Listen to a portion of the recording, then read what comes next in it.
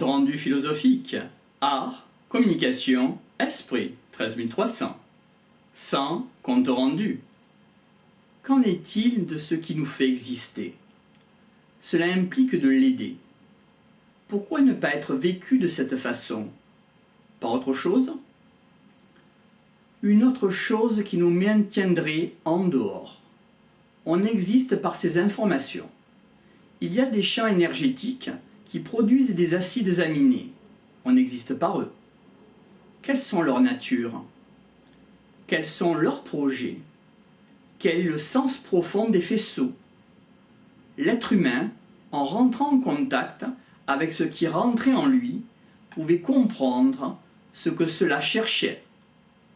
Cela induit un destin, une fatalité. Qu'en est-il du libre arbitre? On peut évoquer le diapason d'avec les lignes fondamentales qui nous traversent. Quelle est la direction nécessaire de suivre? On épouse les faisceaux fondamentaux qui nous traversent, d'où le véritable visage qui sous-tend.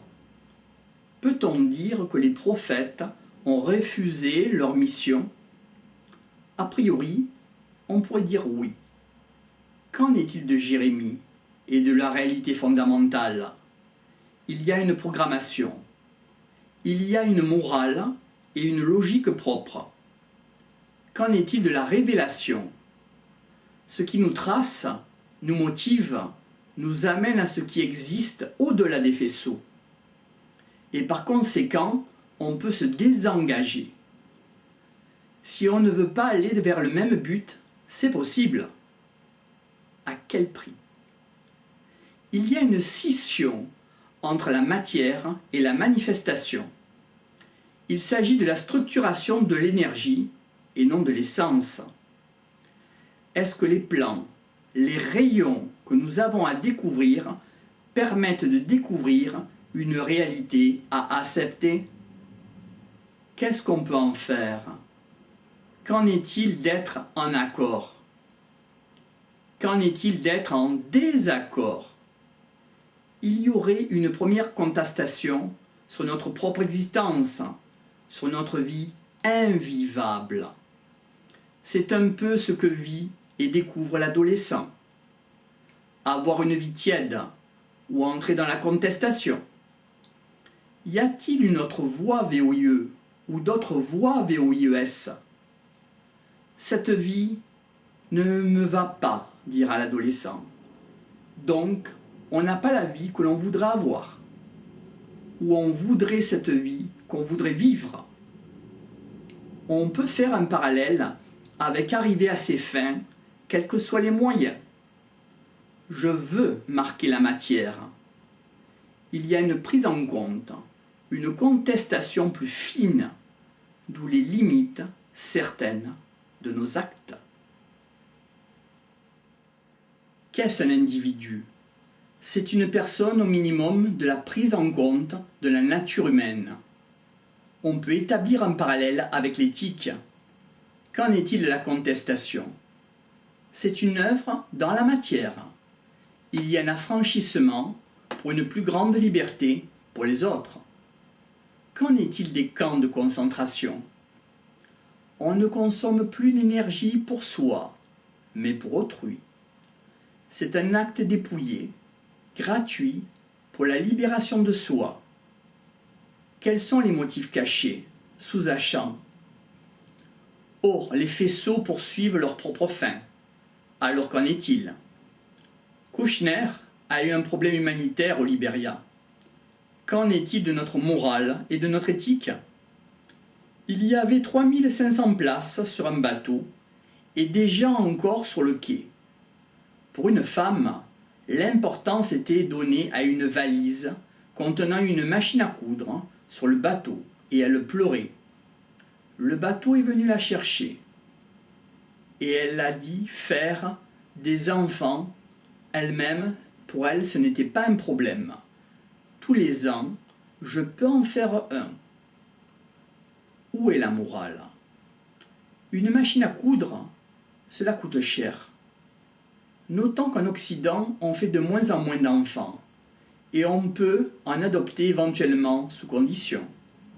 Ainsi à Beyrouth, un Italien sauvé par une opération chirurgicale et qui s'est sauvé montre sa cicatrice à son agresseur tout en discutant le pouls. C'est lui qui m'a tiré dessus. Et cela avec celui qui l'a agressé. De même, on sauve les gens qui vont nous tuer plus tard et qui deviendront de futurs assassins. Où est la morale? La question est toujours tordue. Est-ce qu'il faut les aider? On peut faire un parallèle avec la guerre. Faut-il sauver un bourreau? Faut-il le soigner? On peut faire un parallèle avec les nazis et la barbarie. Il n'y aurait pas de souffle de regret, pas de pardon. Cela s'oppose à la monstruosité.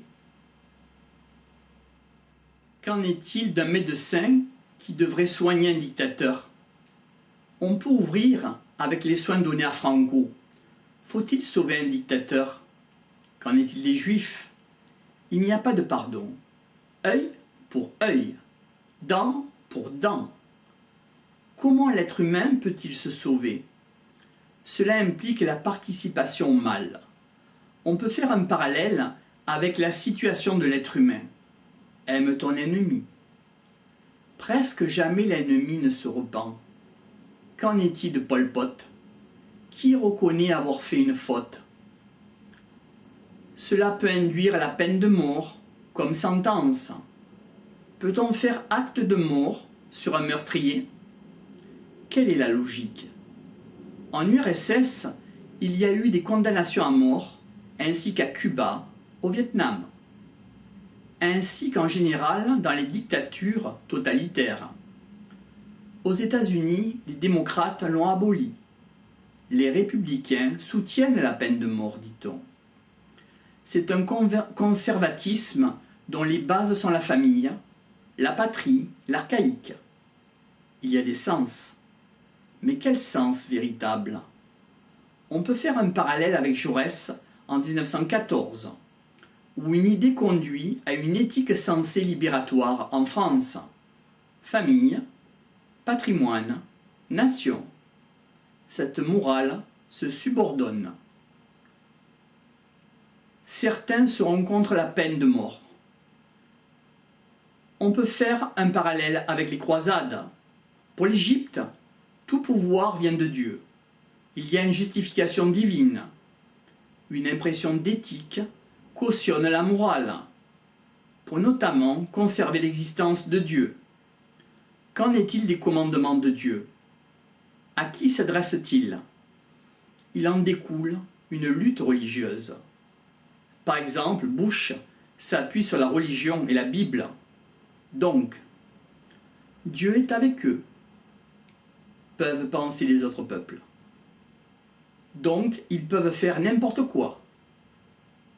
Saddam Hussein est un dictateur dont on se soucie de garder la santé.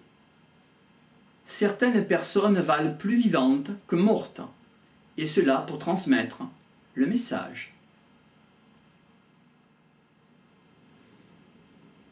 La barbarie est équivalente. La chair humaine est celle de celui qui est sous les ordres du prédateur. Notons que l'économie libératrice est à mettre en parallèle avec les nécessités économiques. Entre autres, le Japon a un talon d'Achille. Il n'aurait pas suffisamment d'énergie.